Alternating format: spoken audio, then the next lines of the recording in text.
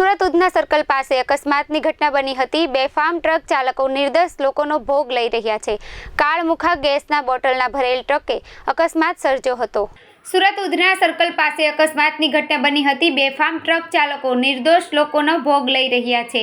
કાળમુખા HP ગેસના બોટલના ભરેલા ટ્રકે અકસ્માત સર્જ્યો હતો। અકસ્માત નવજીવન સર્કલ પાસે ડમ્પર ચાલકે એક વ્યક્તિને અડફેટે લેતા મોત નીપજ્યું હતું। મરણ જનાર યુવકનું નામ પરેશ ઈશ્વરભાઈ વાસંદાવાળા, ઉંમર 76, રહેવાસી ઘર નંબર 154 સાઈ દર્શન સોસાયટી ઉધના હોવાનું જાણવા મળી રહ્યું છે। ઘટનાની જાણ થતાં પોલીસ ઘટના સ્થળે પહોંચી મૃતકની ડેડ બોડીને PM અર્થે સિવિલ હોસ્પિટલમાં ખસેડવામાં આવી હતી।